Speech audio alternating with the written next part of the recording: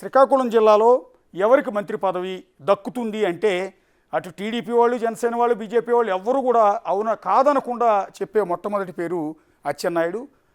AP Telugu Desam party అధ్యక్షుడిగా ప్రస్తుతం కొనసాగుతున్నారు. గతంలో కార్మిక శాఖ మంత్రిగా పనిచేశారు 2014-19 మధ్య. ఎర్రనాయుడు సోదరుడు. సో ఇలాంటి శ్రీకాకుళంలో పార్టీని బతికించడానికి ఎన్నో కష్టాలు పడిన వ్యక్తి. అంతేకాకుండా 2014-19 మధ్యలో ఆయన పనిచేసిన శాఖలో అవినీతి జరిగిందని వైఎస్ఆర్ ప్రభుత్వం ఏర్పడిన తర్వాత ఆయన మీద విచారణ జరిపించింది, ఆయన అరెస్టు చేయించింది, జైలుకు పంపించింది. ఒక దశలో అనారోగ్యంగా ఉన్నారని చెప్పినా కూడా ఆయన అంబులెన్స్లో ఒకసారి తీసుకొచ్చి మరీ అరెస్ట్ చేసిన పరిస్థితి ఉంది. ఆయన ఇంట్లోకి గోడలు దూకి మరీ పోలీసులు ఇంటి లోపలికి ప్రవేశించిన పరిస్థితి ఉంది. సో ఎన్నో ఇబ్బందికరమైన పరిస్థితుల్లో ఎన్నో అవమానాలు, ఎన్నో ఇబ్బందులను ఆయన ఫేస్ చేశారు. పార్టీ అధ్యక్షుడిగా పనిచేశారు, పార్టీ కోసం కష్టపడ్డారు. సో చంద్రబాబు నాయుడికి అన్ని విధాల అండాదండగా నిలిచిన అచ్చెన్నాయుడు పేరు మొట్టమొదటి వినిపిస్తుంది. ఆయన ప్రస్తుతం ఏపీ టీడీపీ అధ్యక్షుడిగా ఉన్నారు. వైసీపీ ఎన్ని కేసులు పెట్టినా ధైర్యంగా ఎదుర్కొన్నారు. ఎక్కడ పార్టీ మారమని అచ్చెన్నాయుడి మీద తీవ్రమైన ఒత్తిడి కూడా వచ్చిందని చెప్తున్నారు. అప్పట్లో ఎట్టి పరిస్థితుల్లో తాను చనిపోయేటప్పుడు పసుపు కండువా కప్పుకునే చచ్చిపోతానంటూ అచ్చెన్నాయుడు ఎన్నో సందర్భాల్లో చెప్పారు. 2019-24 మధ్య పార్టీ ఓడిపోయి కేవలం 23 స్థానాలకు పరిమితమైన సందర్భంలో కూడా అదే టెక్కల నుంచి, అదే శ్రీకాకుళం నుంచి అంత జగన్ వేవులో కూడా ఎమ్మెల్యేగా గెలిచిన వ్యక్తి. ఆ తర్వాత స్థానిక సంస్థల ఎన్నికల్లో ఇదే టెక్కల నియోజకవర్గంలో అచ్చెన్నాయుడు ఉన్న గ్రామంలో సర్పంచ్ని వైసీపీ గెలిపించుకునేందుకు ఎన్నో ప్రయత్నాలు చేసింది. అచ్చెన్నాయుడు మీద ఒత్తిడి పెట్టింది. అయినా కూడా వాటన్నిటిని ఫేస్ చేసి స్థానిక సంస్థ ఎన్నికల్లో కూడా తెలుగుదేశం పార్టీని గెలిపించిన అచ్చెన్నాయుడు ఇప్పుడు క్యాబినెట్లో ఫస్ట్ రేస్లో ఉన్నారు. సో ఆయనకి ఏ పోర్ట్ఫోలియో ఇస్తారని మనం చెప్పలేం, కానీ ఆయనకైతే మంత్రి పదవి చాలా గ్యారంటీగా ఉంది అనేది టీడీపీ శ్రేణుల్లో ప్రముఖంగా వినిపిస్తున్న మాట. అండ్ నెక్స్ట్ అదే శ్రీకాకుళం నుంచి నెక్స్ట్ క్యాబినెట్ రేసులో ఉన్న మహిళ గౌతు శిరీష. స్వాతంత్ర ఉద్యమంలో పాల్గొన్న గౌతు లచ్చన్నకు మనవరాలు, గౌతు శ్యామసుందర్ శివాజీ కుమార్తె. ఇటీవల 2014-19 మధ్యలో అప్పుడు వాళ్ళ నాన్నగారు ఎమ్మెల్యేగా ఉన్నారు, ఎంతో సీనియర్ ఎమ్మెల్యేగా ఉన్నారు. ఆ తర్వాత 19-24 మధ్యలో శ్యామసుందర్ శివాజీ ఓటమి పాలయ్యారు. ఆ తర్వాత పార్టీని హ్యాండిల్ చేసింది గౌతు శిరీష. సో ఒక మహిళగా ఎన్నో ప్రాబ్లమ్స్ని ఫేస్ చేసింది, ఎన్నో అవమానాలను శిరీష తట్టుకొని నిలబడగలిగింది. ఒక విధంగా చెప్పాలంటే శ్రీకాకుళం జిల్లాలో తెలుగుదేశం పార్టీ నిలబడి ఇవాళ క్లీన్ స్వీప్ చేసే పరిస్థితికి వచ్చింది అంటే దానికి మూల కారణం ఒకళ్ళు అచ్చెన్నాయుడు అయితే, రెండో వాళ్ళు గౌతు శిరీష అని చాలా స్పష్టంగా చెప్పొచ్చు. పార్టీ మారమని ఆవిడ మీద ఎన్నో ఒత్తిళ్ళు వచ్చాయి. అలాగే అదే పలాస నియోజకవర్గం నుంచి అప్పుడు ఎమ్మెల్యేగా గెలిచి మంత్రి కూడా అయిపోయిన సీదిరి అప్పలరాజు నుంచి పర్టికులర్గా ఆవిడ ఎన్నో ప్రాబ్లమ్స్ని ఫేస్ చేశారు, ఎన్నో కేసులు ఫేస్ చేశారు. ఆఖరికి గౌతు లచ్చన్న విగ్రహాన్ని కూడా అక్కడ తొలగించే ప్రయత్నం చేసిన సందర్భంలో కూడా ఆమె ఒక వీర వనిత మాదిరిగా ఫైట్ చేసింది, పార్టీని కాపాడింది, పార్టీ క్యాడర్కు అండగా నిలబడింది. ఆమె మీద ఎన్నో అలిగేషన్స్ చేశారు. ఒక మహిళని కూడా చూడకుండా ఆవిడ మీద ఎన్నెన్నో ఆరోపణలు చేశారని పబ్లిక్గా మీడియా ముందు, జనాల ముందు కన్నీళ్లు పెట్టుకున్న పరిస్థితి గౌతు శిరీషది.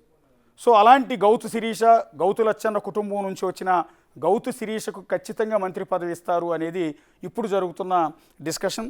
తెలుగుదేశం పార్టీలో కూడా ఆమెకు మంచి నేముంది. చంద్రబాబు నాయుడు దగ్గర, నారా లోకేష్ దగ్గర, రాష్ట్రంలో ఉన్న పార్టీ ముఖ్య నేతలందరి దగ్గర కూడా గౌతు శ్యామసుందర్ శివాజీ కుమార్తె గౌతు శిరీష అంటే ఎంతో అభిమానం ఉంటుంది. సో ఆ కారణంతోనే ఆవిడ ఖచ్చితంగా క్యాబినెట్లోకి వచ్చే అవకాశం ఉందని ప్రచారం జరుగుతోంది. ఇందాక నేను చెప్పాను, గౌతు శ్యామసుందర్ శివాజీ కుమార్తె కావటం, జిల్లాలో వైసీపీని ధీటుగా ఎదుర్కోవటం, మహిళా నాయకురాలుగా మంచి గుర్తింపు. రెండోది, పార్టీ తరపున పార్టీ వాదనని, పార్టీ కష్టాల్లో ఉన్నప్పుడు, అప్పుడు అధికారంలో ఉన్న వైఎస్ఆర్ కాంగ్రెస్ పార్టీ అలిగేషన్స్ చేసినప్పుడు వాటిని తిప్పికొట్టడం, ప్రజల్లోకి పార్టీ గురించి చెప్పే ప్రయత్నం చేయటం, ఇదంతా కూడా మంచి వాగ్దాటి ఉన్న గౌతు శిరీష ముందుకు తీసుకెళ్ళింది. సీదిరి అప్పలరాజుని చాలా సీరియస్గా ఫేస్ చేసిన మహిళ. సీదిరి అప్పలరాజుని తట్టుకోవడం అంటే అంత ఆషామాషి వ్యవహారం కాదు. రెండోది, దువ్వాడ శ్రీనివాస్, అక్కడ వైసీపీలో చాలా స్ట్రాంగ్ లీడర్, ఇప్పుడైతే ఓడిపోయారు కానీ మంచి నోటి ఇది ఎక్కువ ఉన్న లీడర్. సో అతన్ని ఫేస్ చేసింది గౌతు శిరీష. నెక్స్ట్ అదే శ్రీకాకుళం జిల్లాకి సంబంధించిన ఇంకొక క్యాబినెట్ రేసులో ఉన్న మరో నాయకుడు బెందాళం అశోక్. ఇచ్చాపురం కాన్స్టిట్యున్సీ నుంచి ఎమ్మెల్యేగా గెలిచారు. మూడోసారి ఎమ్మెల్యే ఆయన ట్రాక్ రికార్డు. 2014-19 మధ్య ఫస్ట్ టైం, అలాగే 2019 24 మధ్య జగన్ వేవ్ని జగన్ సునామీని కూడా తట్టుకుని ఇచ్చాపురం నుంచి గెలిచి తెలుగుదేశం పార్టీ జెండాను ఎగరేసిన వ్యక్తి బెందాళం అశోక్, పార్టీకి పూర్తి స్థాయి లాయల్. సో ఇచ్చాపురం అది కూడా జిల్లా రాష్ట్రం బోర్డర్ల నియోజకవర్గం ఇచ్చాపురం నుంచి 3 సార్లు గెలిచిన వ్యక్తి, అది కూడా భారీ మెజార్టీతో గెలిచారు. కష్టకాలంలో ఉన్న సమయంలో కూడా పార్టీ జెండాను ఆ జిల్లాలో ఎగరేశారు. ఆ జిల్లాలో గెలిచింది ఇద్దరు, ఒకటి అచ్చెన్నాయుడు, 2 బెందాళం అశోక్. కాబట్టి ఆయనకు కూడా క్యాబినెట్ రేసులో మంచి ఉంది. తర్వాత చాలా మంచి పర్సన్ అన్న పేరు కూడా పార్టీలో ఉంది. పార్టీకి విధేయుడు, పార్టీ చెప్పిన మాట జవదాటడు. గతంలో పార్టీ మారమని ఆయనకి ఎన్నో ఆఫర్లు వచ్చినా కూడా వెళ్లకుండా తెలుగుదేశం పార్టీ కండువా కప్పుకుని ఆ పార్టీలోనే ఉన్నారు. కాబట్టి ఇంతటి విశ్వాసం ఉన్న వ్యక్తి అంటే చంద్రబాబు నాయుడికి అభిమానం ఉంది, లోకేష్కి అభిమానం ఉంది. సో బెందాళం అశోక్ కూడా ఈ రేసులో ఉన్నారు. అంటే ఒకే జిల్లా నుంచి ఎన్ని మంత్రి పదవులు ఇస్తారని మీరు అనుకోవచ్చు, కానీ ఇక్కడ కేవలం రేసులో ఉన్నారన్న డిస్కషన్ మాత్రమే మేము చెప్తున్నాం. ఇందులో ఎంతమందికి పోస్టులు వస్తాయి అనేది మేమైతే చెప్పలేం, కానీ వీళ్ళు రేసులో ఉన్నారు, వీళ్ళ మీద మంచి అభిప్రాయం ఉంది. అంటే మిగిలిన వాళ్ళ మీద అభిప్రాయం లేదని కాదు మా ఉద్దేశం.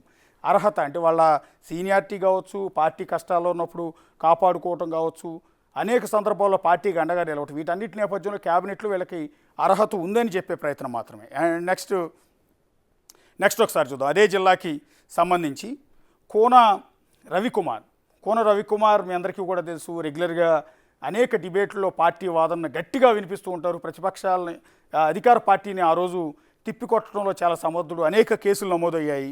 అది కూడా స్పీకర్ తమ్మినేని సీతారాంకి సొంత మేనల్లుడు కమ్ బామ్మర్ది, 2 పోస్టులు ఉన్నాయి, దశల దగ్గర బంధువు.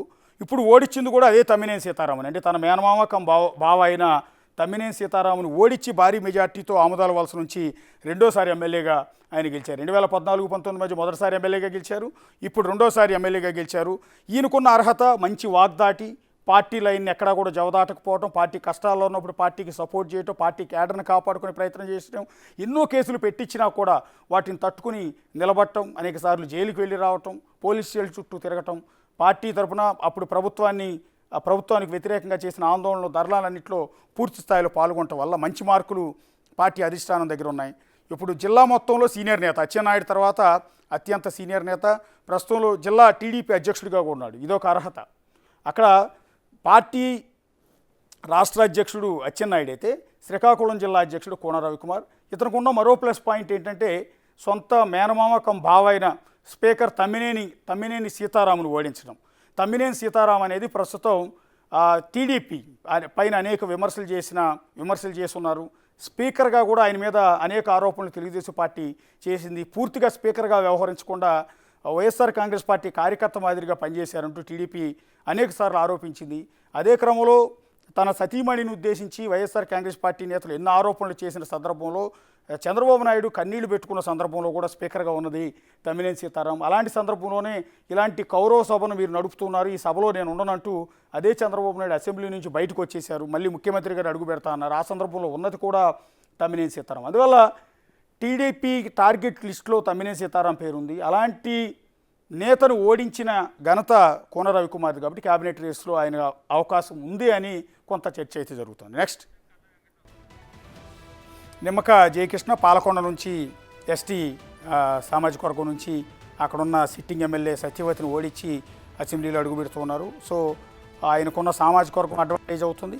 ఖచ్చితంగా అక్కడ ఉన్న సిట్టింగ్ ఎమ్మెల్యేని ఓడించి అసెంబ్లీలో అడుగుపెట్టారు కాబట్టి యంగ్స్టర్ కావటం సామాజిక వర్గం ప్లస్ పాయింట్. రెండోది పాలకొండ శ్రీకాకుళం జిల్లా నుంచి గెలిచిన వ్యక్తి కావటం వల్ల పవన్ కళ్యాణ్ ఆయన కూడా మంత్రి పదవికి సిఫారసు చేసే అవకాశం ఉంటుంది కాబట్టి ఒకవేళ చేస్తే ఆయన కూడా మంత్రి పదవి దక్కే అవకాశం ఖచ్చితంగా కనిపిస్తుంది. నెక్స్ట్ విజయనగరం జిల్లాకు వస్తే చీపురుపల్లి ఆయన కళా వెంకటరావు అందరికీ తెలుసు. పార్టీ అధ్యక్షుడిగా పనిచేశారు. అచ్చెన్నాయుడు కంటే ముందు తెలుగుదేశం పార్టీ అధ్యక్ష బాధ్యతలను ఆయన మోశారు, పార్టీ నిలబెట్టారు. గతంలో మంత్రిగా పనిచేశారు, విద్యుత్ శాఖ మంత్రిగా.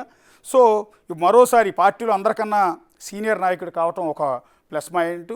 సీనియర్ శాసనసభ్యుడు ఎంటైర్ టీడీపీలో అటు గోరంట్ల బుచ్చే చౌదరి, రెండు కళా వెంకటరావు ఇద్దరు కూడా పార్టీ మొదటి నుంచి కూడా ఉన్నారు. మధ్యలో ఆయన ప్రజారాజ్యం పార్టీకి వెళ్ళొచ్చినా కూడా సో పార్టీ మొదటి నుంచి ఉన్న నాయకులు గోరంట్ల బుచ్చే చౌదరి ఒకళ్ళైతే కళా వెంకటరావు మరొకరు. ఆల్రెడీ పార్టీ అధ్యక్షుడిగా పనిచేసిన అనుభవం, మంత్రిగా పనిచేసిన అనుభవం కూడా ఉంది. విజయనగరం జిల్లాలోనే సీనియర్ శాసనసభ్యుడు. గతంలో ఎన్టీఆర్ చంద్రబాబు క్యాబినెట్లో మంత్రిగా పనిచేశారు.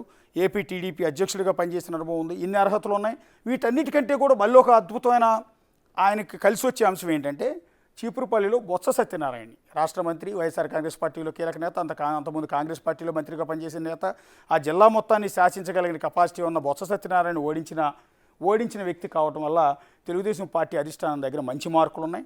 సో అత్యంత సీనియర్ కాబట్టి ఆయన మళ్ళీ మంత్రి పదవి అడుగుతూ ఉన్నారు. సో ఆయనకి ఇస్తారా లేదా అన్నది అయితే మనం ప్రస్తుతానికి చెప్పలేం, కానీ ఆ రేసులో అయితే ఉన్నారు. నెక్స్ట్ అదితి గజపతిరాజు విజయనగరం అసెంబ్లీ నియోజకవర్గం నుంచి గెలిచారు. ఆవిడకున్న ప్లస్ పాయింట్ అని పర్టికులర్గా చెప్పలేం, కానీ ప్లస్ పాయింట్ ఏంటంటే రాజుల కుటుంబం నుంచి రావటం, అది కూడా గజపతి రాజుల కుటుంబం నుంచి వచ్చిన వారసురాలు కావటం. అశోక్ గజపతిరాజు కేంద్ర మంత్రిగా పనిచేస్తున్నారు. పార్టీ ఆవిర్భావం అంటే 1983లో పార్టీ పెట్టినప్పటి నుంచి ఇప్పటి వరకు అదే పార్టీలో కొనసాగుతున్న, పార్టీకి అత్యంత వీర విధేయుడైన అశోక్ గజపతిరాజు ఎన్నో పదవులను అలంకరించిన అశోక్ గజపతిరాజు కుమార్తె కావటం ఆవిడకి అడ్వాంటేజ్. రెండోది, ఆ విజయనగరం జిల్లాలో గజపతి రాజులు, బొబ్బిలి రాజులు ఇద్దరు రాజులు వర్గాలు ఉంటాయి. గతంలో అంటే ఇద్దరు రాజుల కుటుంబాల మధ్య కూడా విపరీతమైన ఘర్షణలు అన్నీ కూడా మనకు తెలుసు అప్పట్లో. సో ఇప్పుడు అదే గజపతి రాజుల కుటుంబం నుంచి వచ్చిన మొట్టమొదటి వారసురాలు కావటం. ఆనంద్ గజపతిరాజు కుటుంబం నుంచి సంచయిత గజపతిరాజు వచ్చారు. ఆవిడ ఇంతకుముందు మాన్సాస్ ట్రస్ట్ చైర్మన్గా కూడా పనిచేశారు. అది కూడా వైఎస్ఆర్ కాంగ్రెస్ పార్టీ తరఫున విజయసాయిరెడ్డి తీసుకొచ్చి ఆవిడకి మాన్సాస్ ట్రస్ట్ చైర్మన్ అశోక్ గజపతిరాజు నుంచి లాక్కుని ఆవిడకి అప్పగించడం. ఆ తర్వాత అశోక్ గజపతిరాజు కోర్టుకు వెళ్ళటం, అంటే తన సొంత అన్న కూతురు పైన కోర్టుకు వెళ్ళటం, కోర్టులో ఆయన గెలవటం, మళ్ళీ సంచయిత వెనక్కి వెళ్ళిపోవటం వల్ల ఆవిడ వైఎస్ఆర్ కాంగ్రెస్ పార్టీ ఖాతాలోకి వెళ్ళిపోయింది. అంటే ఇదే గజపతిరాజుల కుటుంబం నుంచి అశోక్ గజపతిరాజు సోదరుడు ఆనంద గజపతిరాజు కుమార్తె అయిన సంచయిత గజపతిరాజు పాలిటిక్స్లోకి ఎంటర్ అయినప్పటికీ డైరెక్ట్గా ఎక్కడ పోటీలోకి అయితే దిగలేదు, కానీ ఆ వైసీపీ ముద్ర వేయించుకున్నారు. మాన్సాస్ ట్రస్ట్ చైర్మన్గా అశోక్ గజపతి నుంచి లాక్కున్నారన్న అపవాదం ఉండటం వల్ల ఆవిడ ఆ తర్వాత ఏమైపోయారో కూడా తెలియదు. అందువల్ల ఎంటైర్ గజపతిరాజుల కుటుంబంలో అశోక్ గజపతిరాజు, ఆనంద గజపతిరాజు తర్వాత జనరేషన్లో, అంటే నెక్స్ట్ జనరేషన్లో వచ్చిన లేడీ అతిథి గజపతిరాజు కావటం. సో ఆవిడ విజయనగరం జిల్లా కేవలం అశోక్ గజపతిరాజు కుమార్తె అన్నదే పెద్ద plus point. So Ashok Gajapathiraju ఈసారి ఎన్నికల్లో పోటీ చేయలేదు కాబట్టి గజపతిరాజుల కుటుంబం తరపు నుంచి ఆవిడకి మంత్రి పదవి వస్తుంది అని కొంత డిస్కషన్ అయితే జరుగుతోంది. నెక్స్ట్, లోకం మాధవి నెల్లిమర్ల నియోజకవర్గం నుంచి మొదటిసారి ఎమ్మెల్యేగా పెరిగించారు. అత్యంత ధనికురాలైన ఎమ్మెల్యేగా కూడా ఆవిడే. సో ఆ పార్టీ మొత్తాన్ని, ఆ పార్టీకి ఆర్థికంగా ఎంతో సపోర్ట్ చేశారు లోకం మాధవి. వాడికి ఉన్న ప్లస్ పాయింట్స్ అంటే పర్టికులర్గా ఇంతకుముందు రాజకీయ అనుభవం అయితే లేదు, కానీ మహిళా కేటగిరీలో జనసేన పార్టీ నుంచి మంత్రిగా సిఫార్సు చేస్తే ఖచ్చితంగా లోకం మాధవి పేరుని సిఫార్సు చేసే అవకాశం ఉంటుంది. సో అందులోనూ బొత్స కుటుంబాన్ని ఫేస్ చేసి ఓడించి అసెంబ్లీలో అడుగు పెడుతున్న వ్యక్తి, జనసేనలో పవర్ఫుల్ లీడర్, అందులోనూ ఆర్థికంగా కూడా ఆ పార్టీని ముందుండి నడిపించిన మహిళ కావటం వల్ల ఆవిడ పేరు ఎక్కువగా సిఫార్సు చేసే అవకాశం ఉంటే మహిళా కోటాలో ఆవిడ జనసేన కోటా నుంచి మంత్రి అయ్యే అవకాశం కనిపిస్తుంది. నెక్స్ట్, గంటా శ్రీనివాసరావు భీమిలి నియోజకవర్గం. ఆల్రెడీ ఆయన ఇప్పటికే 2 సార్లు మంత్రిగా పనిచేశారు. కాంగ్రెస్ గవర్నమెంట్లో విద్యాశాఖ మంత్రిగా పనిచేశారు. అట్లాగే 2014-19 మధ్యలో చంద్రబాబు క్యాబినెట్లోనూ ఆయన విద్యాశాఖ మంత్రిగానే పనిచేశారు. సో ఆయన ట్రాక్ రికార్డ్ ఏంటంటే ఇప్పుడు రాష్ట్రంలో ముగ్గురికి భారీ మెజార్టీలు వస్తే, ఒకటి ఫస్ట్ మెజార్టీ గాజువాక ఎమ్మెల్యేకి 95,000 వస్తే, నెక్స్ట్ మెజార్టీ 93,000 గంటా శ్రీనివాసరావుకే వచ్చాయి. అక్కడున్న మాజీ మంత్రి అవంతి శ్రీనివాస్ పైన ఇంతటి భారీ మెజార్టీతో గెలిచారు గంటా శ్రీనివాసరావు. ఆల్రెడీ 2 సార్లు మంత్రిగా పనిచేసిన అనుభవం, ఇంతవరకు ఓటమి అన్నది లేని నాయకుడు. ఎక్కడ పోటీ చేస్తే అక్కడ, గతంలో చోడవరం నుంచి పోటీ చేశారు, గెలిచారు. తర్వాత అనకాపల్లి నుంచి పోటీ చేస్తే గెలిచారు. ఆ తర్వాత విశాఖ టౌన్ నుంచి పోటీ చేస్తే అక్కడ నుంచి గెలిచారు. ఇప్పుడు భీమిలి నుంచి పోటీ చేస్తే అక్కడ నుంచి గెలిచారు. సో ఇంతటి ఓటమి ఎరుగని నాయకుడిగా Ganta Srinivasa Rao, very senior most నాయకుడు విశాఖ జిల్లా మొత్తం మీద. సో పార్టీ కష్టాల్లో ఉన్నప్పుడు ఆయన ఉన్నారు.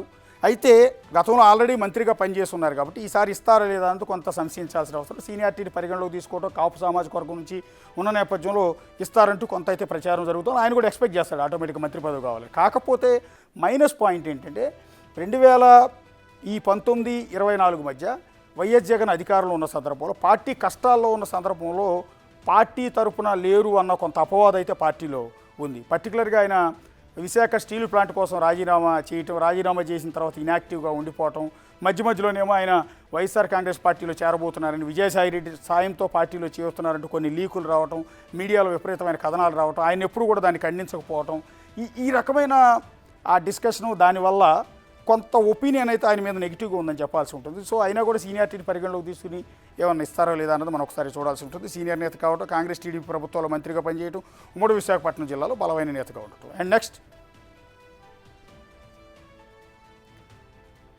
పల్లా శ్రీనివాసరావు.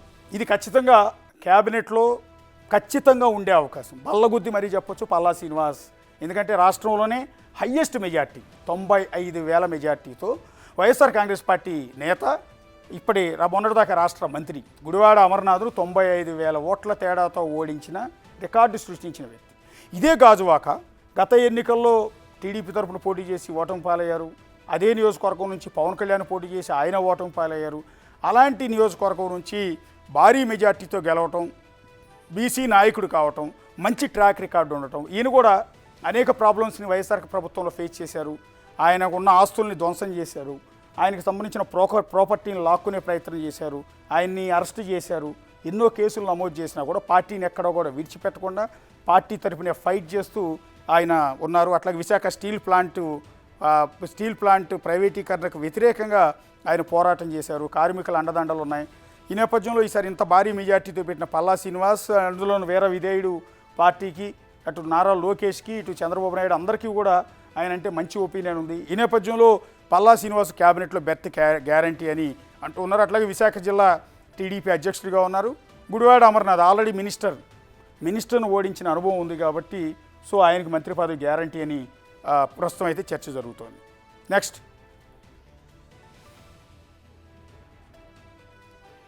బండారు సత్యనారాయణమూర్తి చాలా సీనియర్, ఎప్పుడో గతంలోనే మంత్రిగా పనిచేసిన అనుభవం ఉన్న వ్యక్తి.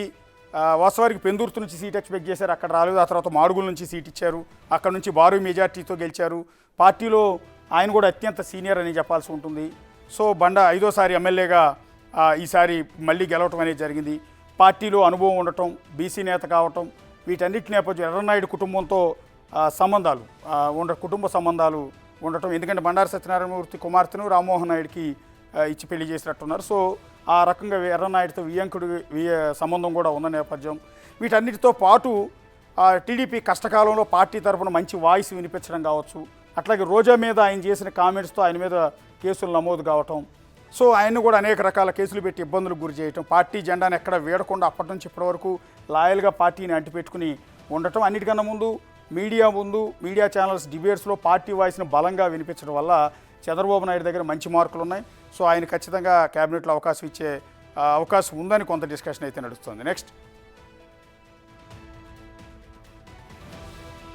ఇదే విశాఖ జిల్లా నుంచి ఖచ్చితంగా క్యాబినెట్లో ఉండే ముఖ్యమైన వ్యక్తి చింతకాయల అయ్యన్న పాత్రుడు. పార్టీ పెట్టిన 1983 నుంచి ఇప్పటి వరకు పార్టీలోనే కొనసాగుతున్నారు. ఎప్పుడూ కూడా ఆ పార్టీ లైన్ అనేది దాటలేదు.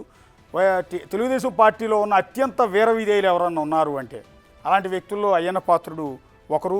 చాలా సీనియర్, గత ఎన్నికల్లో ఓటమి పాలయ్యారు. ఓటమి పాలైన తర్వాత కూడా సీఎం జగన్పై ఆయన చేసిన కొన్ని కామెంట్స్పై ఆయన మీద అనేక రకాల కేసులు నమోదయ్యాయి. అట్లాగే ఆయన ఉంటున్న నర్సీపట్నంలో ఆయన ఇల్లు ఏదైతే ఉందో ఆ ఇల్లు ఆక్రమించి కట్టారంటూ ఆ ఇంటిని కూల్చేయడానికి కూడా సిబ్బంది, వైఎస్ఆర్ పార్టీకి సంబంధించిన నేతలు వీళ్ళందరూ వెళ్ళటం, ఆయన ఆస్తుల మీద దాడి చేయటం, ఆయన కుమారుడు మీద కేసులు నమోదు చేయటం, అనేక ఇబ్బందులు గురి చేయటం, ఎన్ని కష్టాల్లో కూడా పార్టీకి అండాదండగా ఉన్న వ్యక్తి చింతకాయల అయ్యన్న పాత్రుడు. ఆల్రెడీ 2014-19 మధ్య కూడా ఆయన మంత్రిగా పనిచేస్తున్నారు. ఈ నేపథ్యంలో ఆయన సీనియారిటీ కావచ్చు, గతంలో మంత్రిగా పనిచేసిన అనుభవం కావచ్చు, కష్టకాలంలో అంటే 1924 మధ్య 19 నుంచి 2024 మధ్య పార్టీ కష్టకాలంలో అండగా నిలబడటం, పార్టీ వాయిస్ని గట్టిగా వినబడటం, అన్నిటి నేపథ్యంలో చింతకాయల అయ్యన్న పాత్రుడు చాలా గ్యారంటీగా క్యాబినెట్లో ఉండే అవకాశం అయితే మనకు స్పష్టంగా కనిపిస్తుంది. నెక్స్ట్ అదే జనసేన పార్టీ నుంచి గెలిచిన మరొక కీలకమైన నేత కొనతాల రామకృష్ణ. చాలా సీనియర్ మోస్టు, 2 సార్లు ఎమ్మెల్యే, ఒకసారి మంత్రిగా కూడా పనిచేశారు. ఈసారి అనకాపల్లి నుంచి మంచి మెజార్టీతో గెలిచారు. గతంలో కాంగ్రెస్ పార్టీలో సీనియర్ నేత, రాజశేఖర రెడ్డి ఉన్నప్పుడే రెవెన్యూ శాఖ మంత్రిగా పనిచేసిన అనుభవం ఉంది. ఆ తర్వాత వైసీపీలో చేరారు. ఆ తర్వాత తెలుగుదేశం పార్టీ వైపు మొగ్గు చూపారు. ఆ తర్వాత లాస్ట్లో మళ్ళీ జనసేన పార్టీలో చేరారు.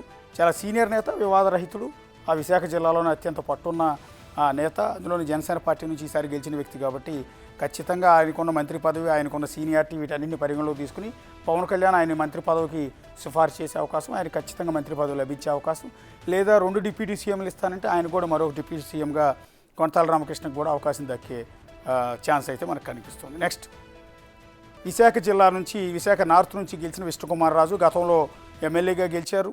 సో మంచి వాగ్దాటి ఉన్న వ్యక్తి, పార్టీ వాయిస్ బలంగా వినిపించిన వ్యక్తి విష్ణుకుమార్ రాజు. సో అలాంటి వ్యక్తి, అందులోనూ చంద్రబాబుతో అత్యంత సన్నిహిత సంబంధాలు ఉన్నాయి. విశాఖ జిల్లాలో భారీ మెజార్టీతో గెలిచిన వ్యక్తి. బీజేపీ కోటాలో విష్ణుకుమార్ రాజు గట్టిగా బీజేపీ ఎల్పీ నేతగా కూడా గతంలో పనిచేసి ఉన్నారు కాబట్టి ఆయన విష్ణుకుమార్ రాజుకు మంత్రి పదవి దక్కే అవకాశం అయితే మనకు స్పష్టంగా కనిపిస్తుంది. For more videos like this, subscribe Big TV channel.